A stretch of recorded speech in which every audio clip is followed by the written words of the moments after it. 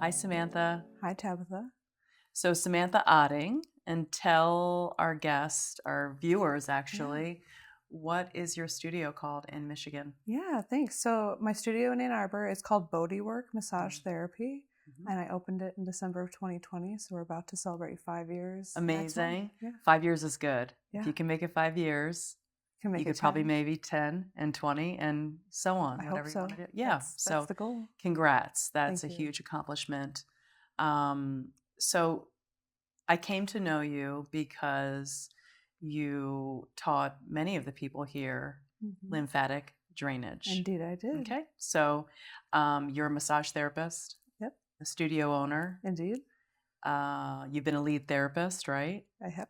And you are now at your Uh, own place, and an educator. an educator. So you have your own program now. Can you Yeah. talk a little bit first about that? Yeah. The program itself. Yeah, just a little Um, insight. so I'm teaching other.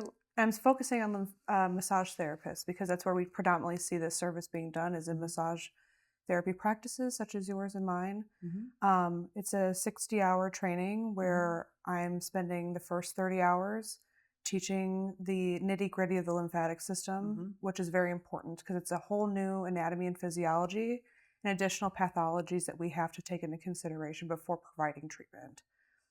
Once the students get through that, Mhm. then we spend 4 days hands on. And the reason why I structured it this way is so that way students could be both confident and competent in order to have success. Important. Because I found that when I taught it in a former format with 5 days straight, there was still competence, but the confidence was not where I wanted the students to be.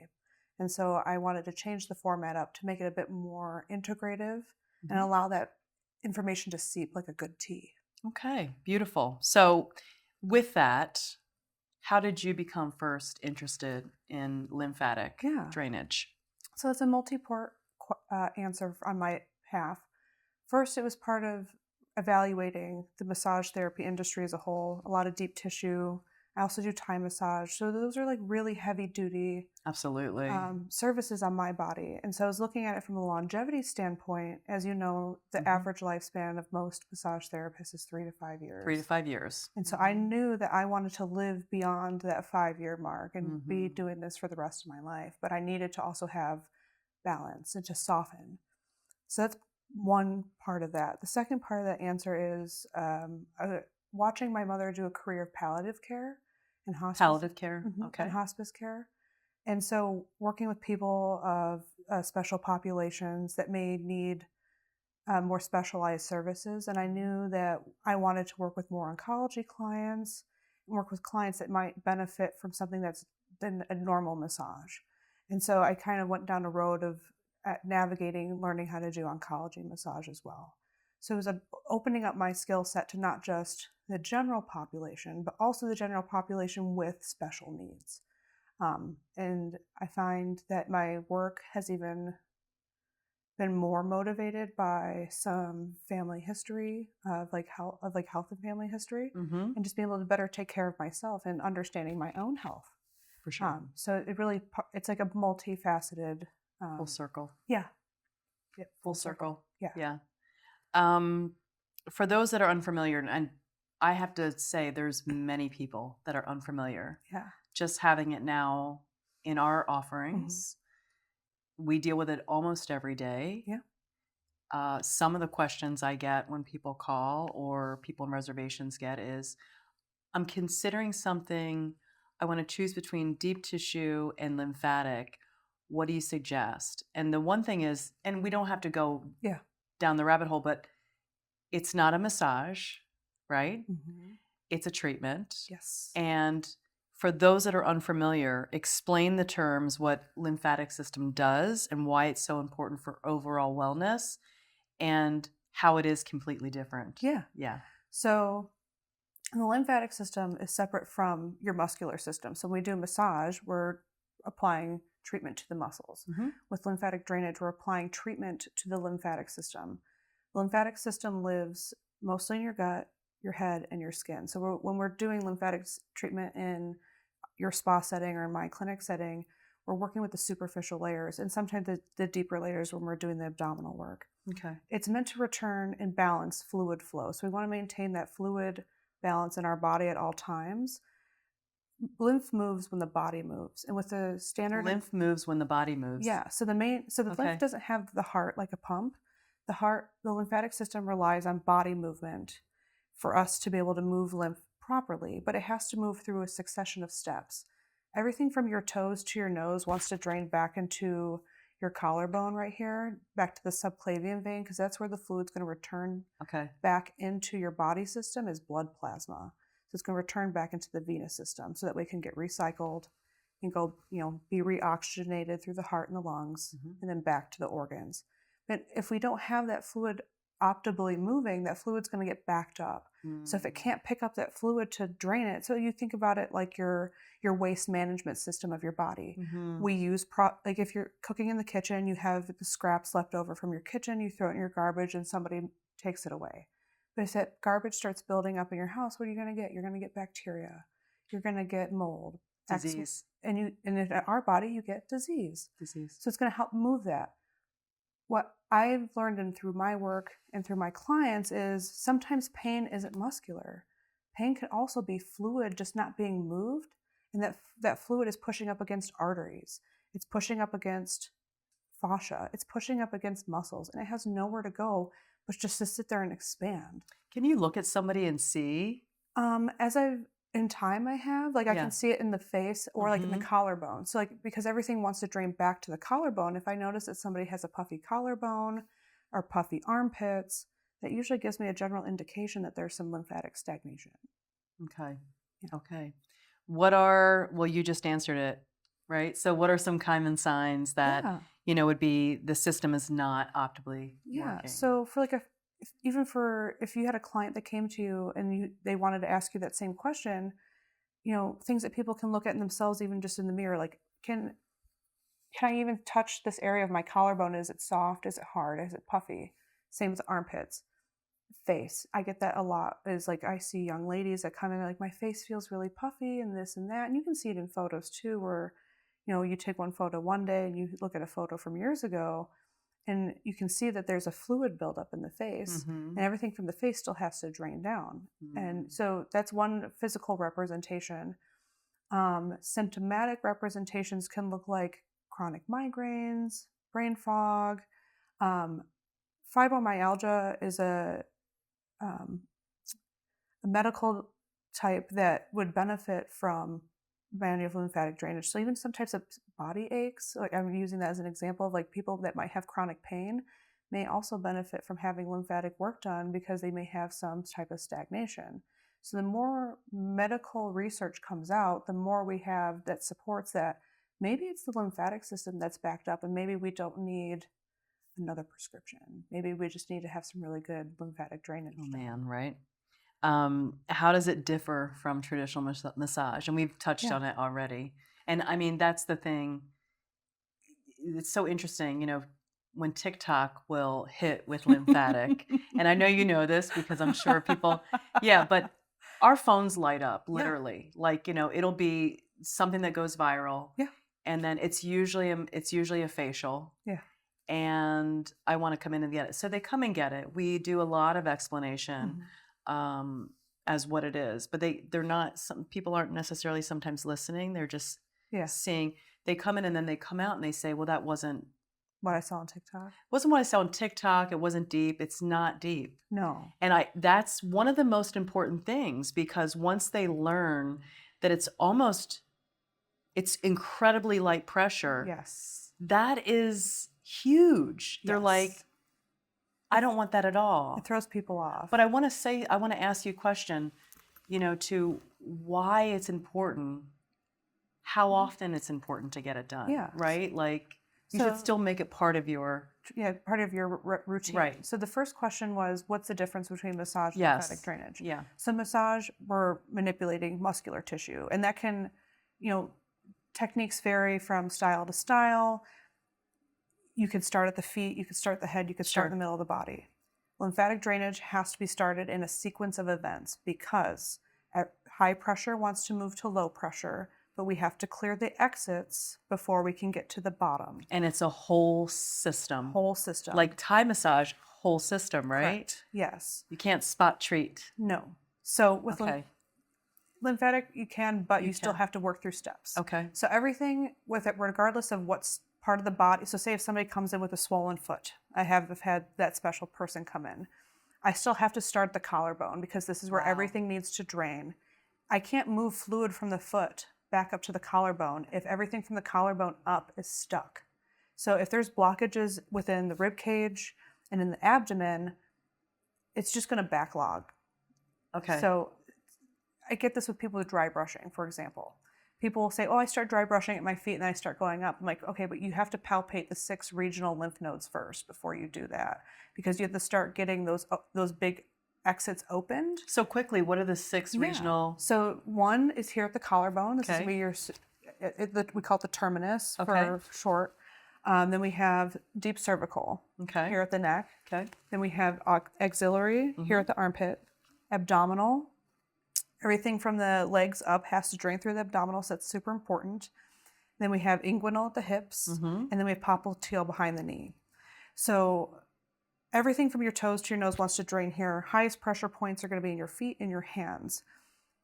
Arms, everything from the arms still has to drain here, but if the collarbone is stuck, so if the musculature here is stuck, the fascia is stuck and matted, there's really no place for those things to drain to. The deepest pressure that's done in the session itself is in the stomach, and it's very important for that pressure to be deeper in the stomach. Why? Just so that way, if there is any blockages, we can open those up.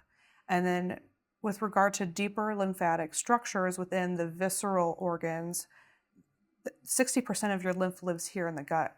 So if we're just doing that superficial pressure that we do everywhere else, it's not going to really affect it. So we're going to do some nice gentle compressions of the stomach just to create some blood flow, to create that, be able to create new blood flow so that blood can get to those places. Because when we have blood flow, we have lymph flow. And if there's blood stagnation, there's going to be lymph stagnation. Is this good for Crohn's? No. It's not. So Crohn's disease would be a contraindication for the stomach techniques because of the inflammatory process of that disease process. I would say if somebody does have Crohn's disease, if they're not having an active flare-up, talk to their doctor before receiving manual lymphatic drainage. The thing with lymphatic drainage as a whole is that there's still a lot more data and research being done. For sure. So we want to take extra precaution with people who might have dietary or gastrointestinal inflammatory diseases. So we just want to be cautious. At least within the education that I learned, working with people with Crohn's or diverticulitis, they would be technically contraindicated for stomach techniques. Again, would you do that without the stomach? Yeah, so you can. You would do diaphragmatic breathing. So your diaphragm as a whole is going to act like another pump. So everything from your legs up has to drain through the deep pelvic lymph nodes, up through a structure that just lives above your belly button called the cisterna chyli. And then that structure is like a big fat, like lymphatic sac that lives next to your liver. And everything's gonna drain up into that, and then has to go up the thoracic duct and then curve over to the left to drain to the left-hand side.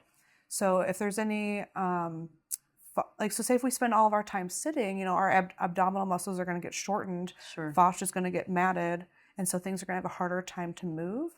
And that's where having that deeper pressure with the compression helps. But the diaphragm itself is going to act like a pump when it drops and lifts with every breath. With proper breathing, it's going to act like a suction to help pull that lymph up to get it back to where it needs to go. So we're dealing with, we're both seeing lots of guest clients in our spaces, and I'm sure you get that as well. Or do they have? That's one of your main things you offer. So do you get that misconception that it's? I mean, they're like right away. They're like, there's no pressure, hardly any pressure. And I'm like, it's still important to get. Exactly. So for every body. I'll use an example. Like my business is situated next to a very big university. So these young university girls see what they see on TikTok. For sure. And what they're usually seeing is something out in California with wood therapy, and so there is different styles of lymphatic drainage. The style that you and I practice in our spaces is the Bodhi technique. It's the European technique.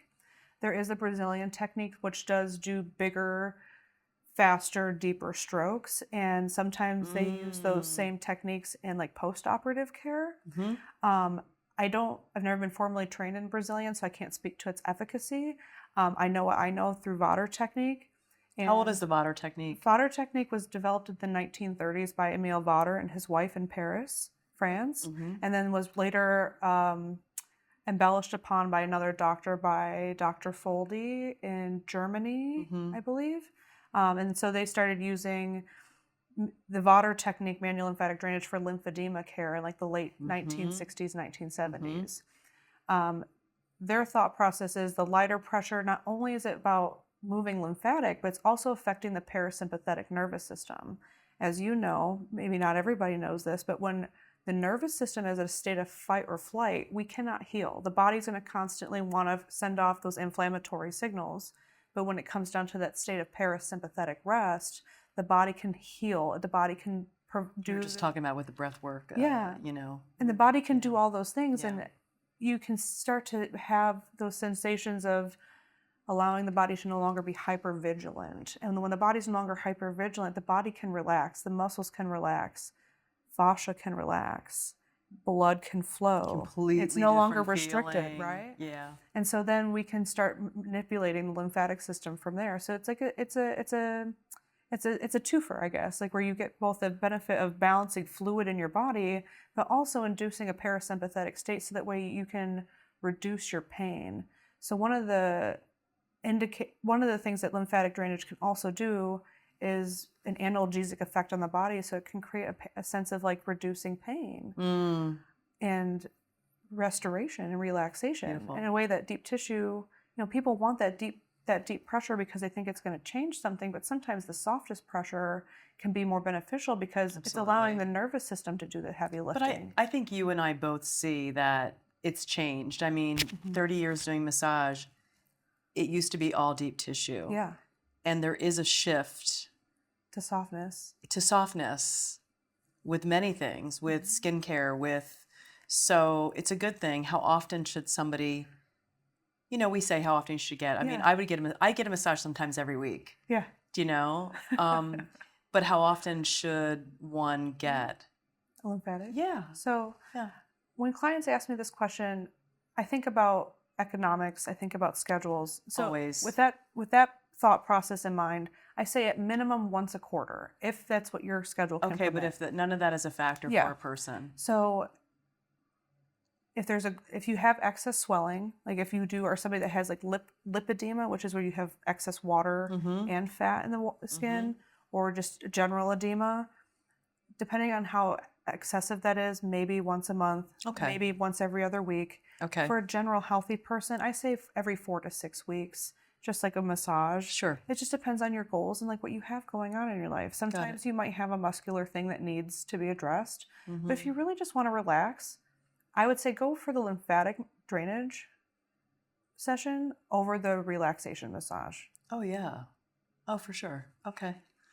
Are there specific obviously diet, hydration, movement that support that lymphatic health between sessions? Yeah. What do you tell guests? So you hit the nail on the head with the word movement, because I said to the group of students actually when we're going through the course, I said, for the love of lymph, move your body. Like, get out of your chair and move. It's going to help move your lymph, because that pressure, your muscles are going to act like little pumps too. On top of that, good sleep, good diet, go to yoga. For sure. Do a breathwork class. Sure. All these things are going to help promote lymphatic movement. Sure. If you do need a dry brush, or even if you're like looking just for something to add into your morning routine, tapping on those 6 regional lymph nodes. Yeah, like brush your teeth. So you could just gently tap on here at your collarbone. Gently tap. It's like a wake up. Yeah, it's like a little wake up of the system. It's time to wake up. Time to wake up. Pat Let's your get armpits. moving. Yeah. Rub your tummy and clockwise. Right. The self-love. Yeah. How are people going to feel immediately after the session, right? So there's a spectrum. Okay. So positive end of the spectrum, you're going to feel a bit lighter. The way that I like to describe it is like you had the cup of coffee but without the anxiety from the coffee. Okay. So not the jitters, not like the racing heart, but the energy. Because now those that Oh, have wow. chronic fatigue syndrome or brain fog, that's going to help reduce that and provide some like So that. it's great for somebody in menopause. Yes. Okay. It's going to provide some of that clarity and Yeah. probably and also probably help with some of that joint pain that comes with menopause too. Okay. Middle of the road is going to be more like increased urination, increased postnasal drip, because we're getting stuff moving. So the body's natural processes of elimination are now going to increase because we've increased fluid return. A lot of swallowing, right? Yep. After a lot of people swallow during. Yep. I'm swallowing especially during. during the phase sequence. Like I start to see when things are starting to activate because I can see the client swallowing more rapidly. Yeah. The lesser side of that spectrum, these are generally clients that have some type of digestive thing going on or post-operative. They feel lethargic. So because the body is processing more, it's going to want you to slow down, and it's going to make you slow down. So those clients have reported, oh, I feel like I had like a cold coming on. And so they're going through a detox process where the Totally. body is trying to get rid of stuff. So in order to get rid of, we need to slow down, but it's also going to signal like, here's a head cold for you. And It's going to kick it up. And you're going to have to ride it out. Okay. And it usually lasts about 24 hours. And that could happen with any massage too, right? Yeah. Something's kind of dormant. Yeah, especially if we're doing deeper work and we start, moving things around, it's going to naturally happen.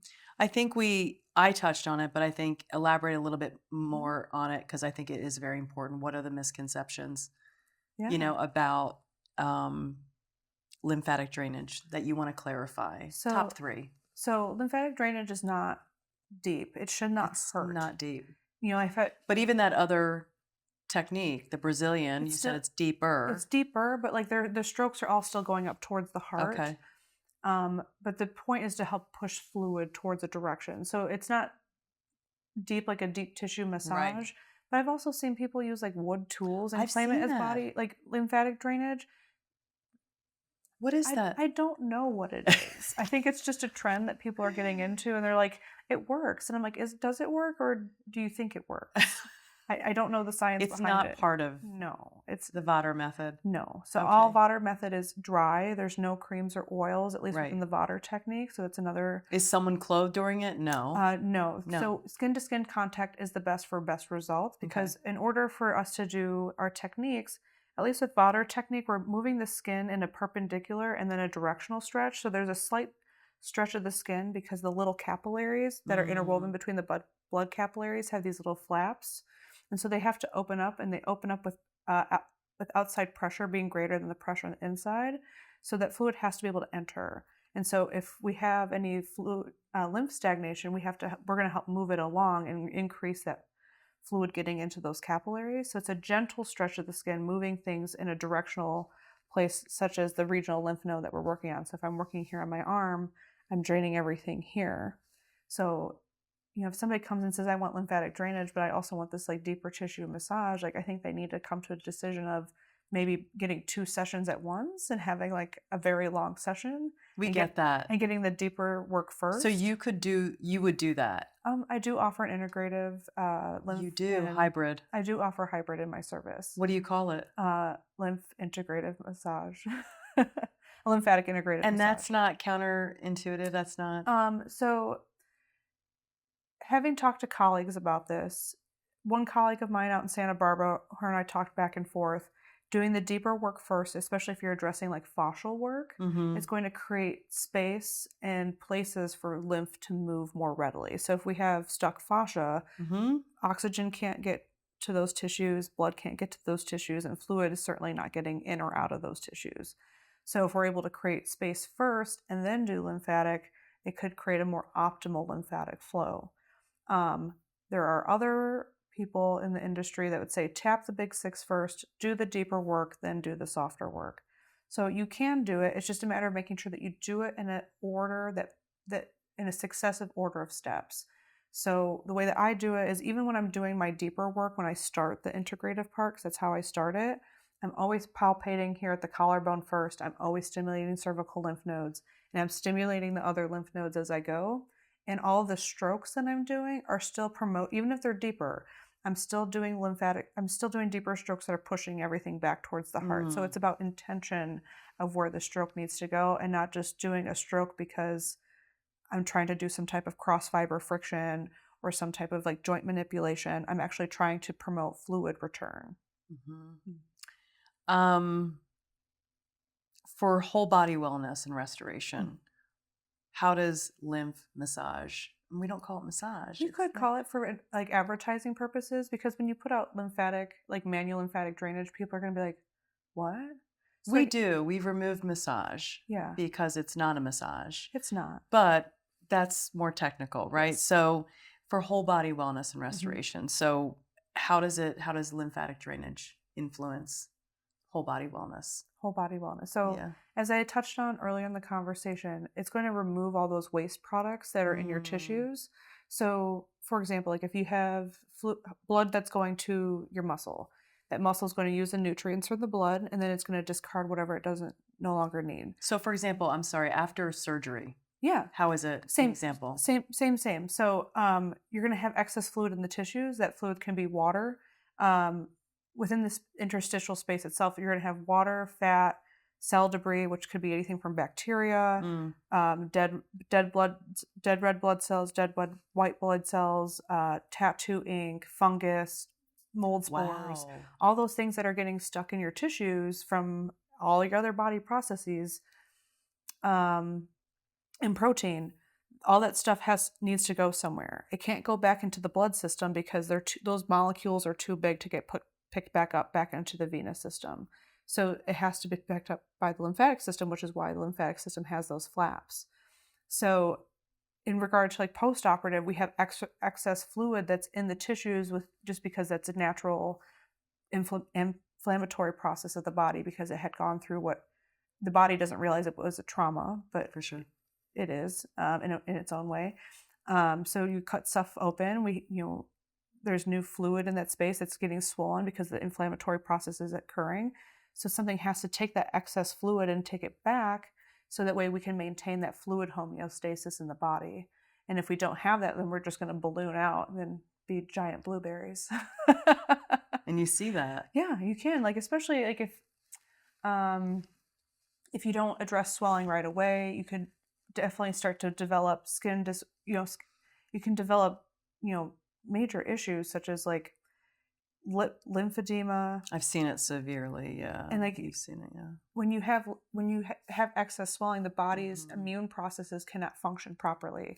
So you're more apt to develop other diseases or skin infections, anything that you could think of in terms of like, if I'm inhibiting the ability for nutrients to get to or even blood supply to get somewhere, that means that there's things in the way that are not getting out. And then again, our body kind of mimics the outside world. If you think of like a standing body of water and there's nowhere for that water to move, we start to build up algae. Think about that in the inside of your body. If I have nowhere to move that excess fluid, it's just going to start to manifest into disease. Any age, we see teens here, right? Yeah. So 14, 15, 16, 17. When do you see, what's your youngest? The youngest I had was some school age, maybe 10. Mom came in, mom was still present, where he had some sinus stuff going on, so we just did upper body. Nice. So there's still not a lot of data out there about how lymphatic drainage